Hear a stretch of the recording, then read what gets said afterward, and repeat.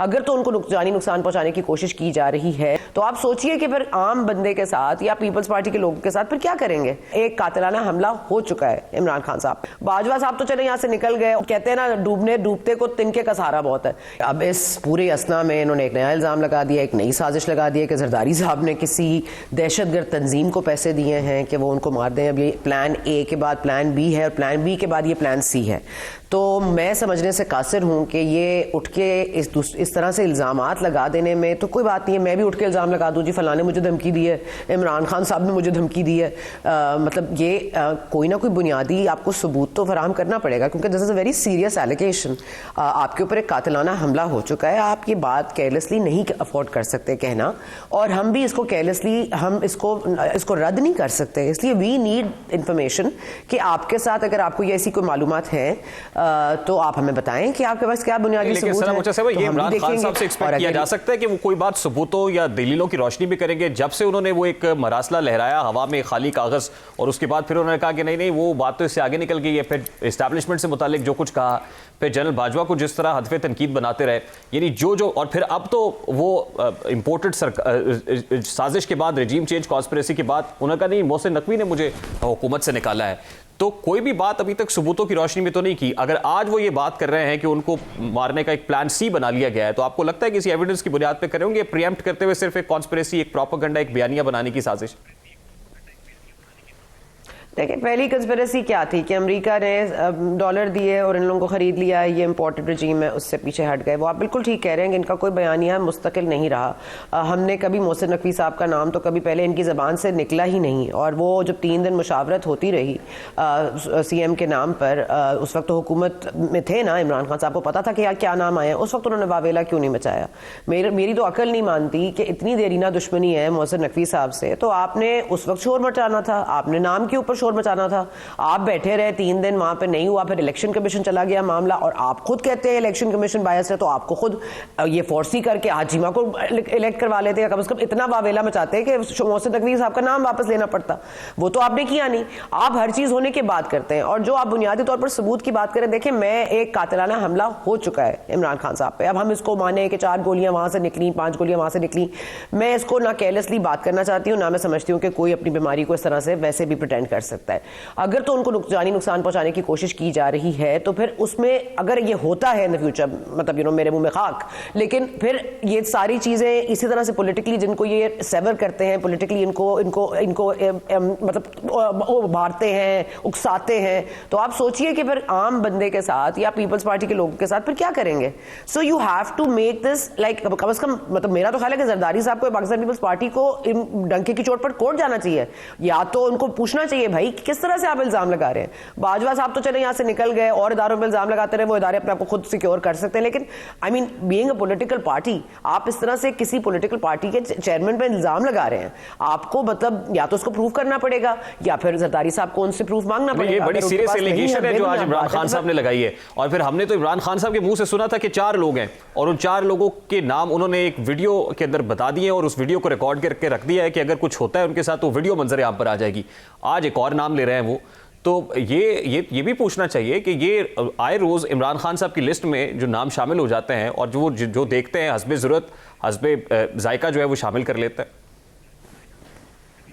नहीं, मुझे तो समझ नहीं आ रही आजकल जरदारी साहब से उनको बहुत प्रॉब्लम हो रही है। पहले उनको मोहसिन नकवी साहब को उनसे रिलेट करके उनको मलाइन करने की कोशिश की, फिर अब एकदम से उनको पीपल्स पार्टी के खिलाफ एक जुनून सवार हो गया है, वो नवाज शरीफ और मरियम के ऊपर थोड़ा हौला हाथ हो गया है। मुझे तो समझ नहीं आ रही कि आजकल जरदारी साहब उनकी पिक्चर में विलन क्यों बन गए हैं। तो मैं तो खैर इस पर नहीं कुछ कह सकती, लेकिन मेरा ख्याल है पाकिस्तान पीपल्स पार्टी को इस पर बहुत सख्त नोटिस देना चाहिए और उनसे ये बुनियादी तौर पर पूछना चाहिए, क्योंकि ये कह देना कि मैंने वीडियो बना दी, भाई आपको कबल अज वक्त चीजें पता होती हैं तो हमें भी कबल अज वक्त बता दें ताकि फिर मेजर्स कर लिए जाएं।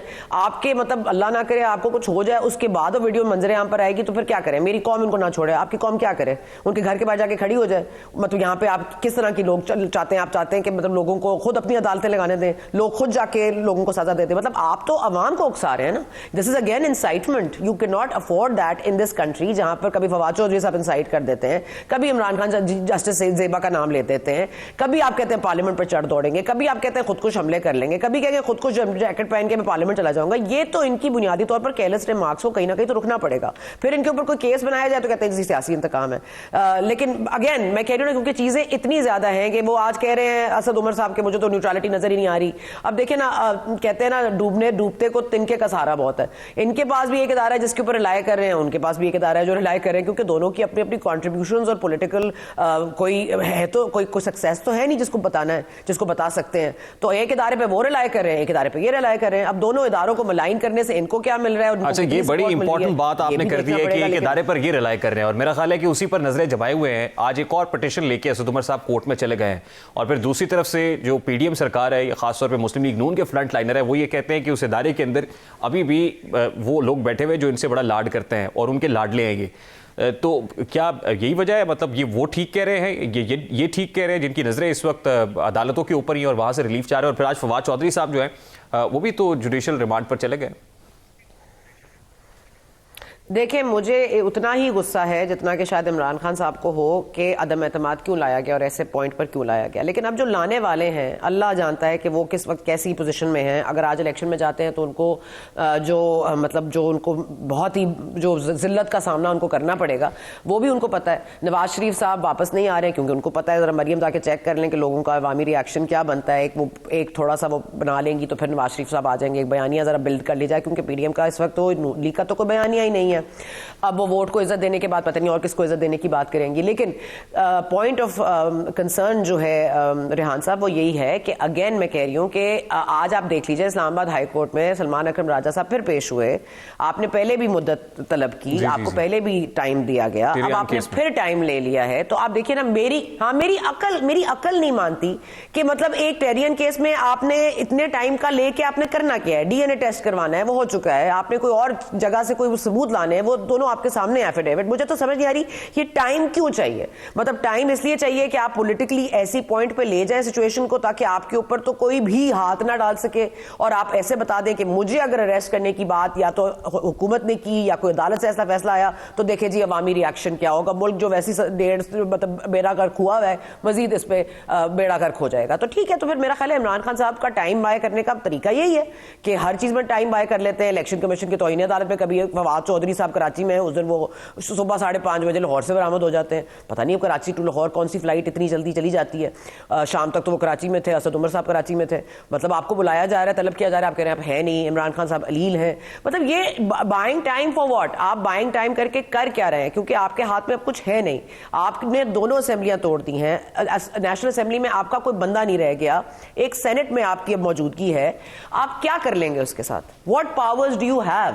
और अगर ये वाकई इदारे के सहारे खड़े हैं पीडीएम वाले, जो कि हम सबको पता है कि कहीं ना कहीं उनकी न्यूट्रलिटी भी इनके केस में वो भी एक जानिबदारी के में काउंट होगी ना, कि अगर आप न्यूट्रलिटी आपने कब आजमाई और न्यूट्रल अब कब से हुए। और ये जो 4 गाड़ियां फवाद चौधरी साहब को लेकर, ये खुद चीजों को मुतनाज़े बनाते हैं। मुझे तो समझ नहीं आती इस हुकूमत के अकल पे मातम किया जाए कि मतलब इनको समझ नहीं आती कि जो इनके साथ हुआ है, और वो कह रहे हैं जी आप एफआईआर पढ़ लें। तो एफआईआर पढ़ लें तो पुलिस वालों को भेजना था ना भाई। हुकूमत तो कहती है ये सियासी केस नहीं, गाड़ियों को क्यों भेजा? हुकूमत तो कहती है सियासी केस नहीं है, ये तो इलेक्शन कमीशन के सेक्रेटरी ने एक दरखास्त दी थाना कोसार के अंदर, उसके ऊपर एक्शन हुआ। थाना कोसार में आपको लगता है कि मैं एफआईआर कटाऊंगी तो क्या 4 गाड़ियां मुझे भी मिल जाएंगी? मतलब अजीब सी बात रेहान साहब, इतने बेवकूफ़ तो ना आप हैं ना सादा हैं इतने।